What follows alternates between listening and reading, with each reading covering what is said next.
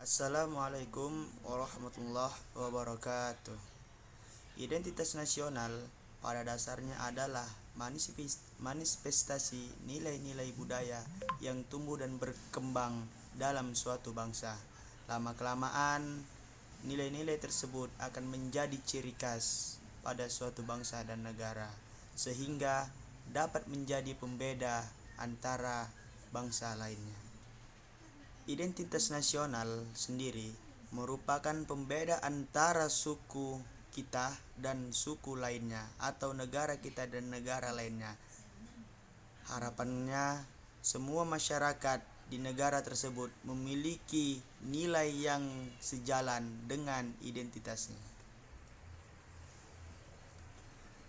Contohnya adalah negara Kanada yang identik dengan penduduknya yang ramah, Singapura dengan peraturan yang ketat dan penataan ruangannya yang rapi, ataupun negara kita ini yaitu Indonesia yang identik dengan budayanya yang sangat kaya dengan makanan, tarian-tarian nasional, sehingga lagu-lagu daerah kita yang sangat banyak. Namun, kita harus sadari bersama bahwa sebuah negara bangsa adalah konsep sosiopolitik yang sangat dinamis. Oleh karena itu, identitas nasional bangsa Indonesia pada dasarnya adalah kristianisasi dari kumpulan identitas-identitas yang heterogen tersebut. Unsur-unsur identitas nasional sendiri merupakan konsep yang cukup abstrak. Oleh karena itu, memahaminya secara konkret, kita perlu menurunkan unsur-unsur apa saja yang terjadi sebagai bagian dari identitas nasional. Yang pertama, suku bangsa.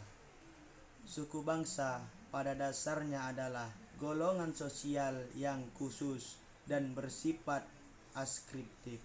Artinya, individu memilihnya sejak lahir dan tidak mampu untuk memilih mereka ingin berada di suku yang mana.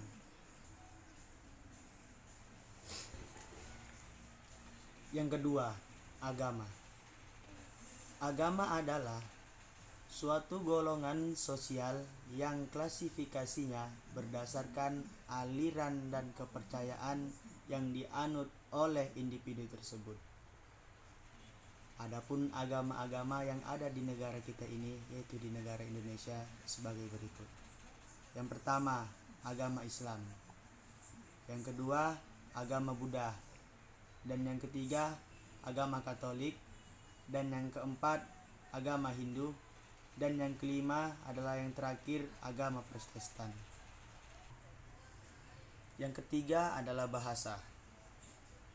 Bahasa pada konteks ini adalah penggolongan sosial yang didasarkan pada aspek simbolik yang secara arbiter dibentuk secara sarana interaksi. Dan yang unggulnya pada negara Indonesia daripada negara-negara lainnya, Indonesia memiliki berbagai macam bahasa dari berbagai suku-suku mulai dari Sabang sampai Merauke, seperti bahasa Aceh, Nias, Batak, Padang, Palembang, dan memasuki Pulau Jawa dengan bahasanya yaitu bahasa Jawa, Betawi, Sunda, dan yang terakhir memasuki daerah Papua yaitu bahasa Papua.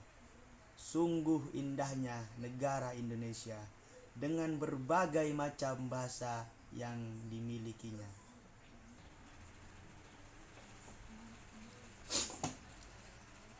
Dan yang terakhir, keempat adalah budaya.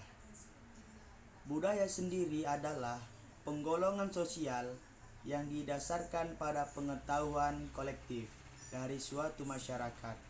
Budaya dapat dipahami sebagai sistem pengetahuan serta pola pikir yang berada dalam pikiran manusia sebagai budaya atau teknologi dan gagasan-gagasan yang dihasilkan juga sebagai budaya.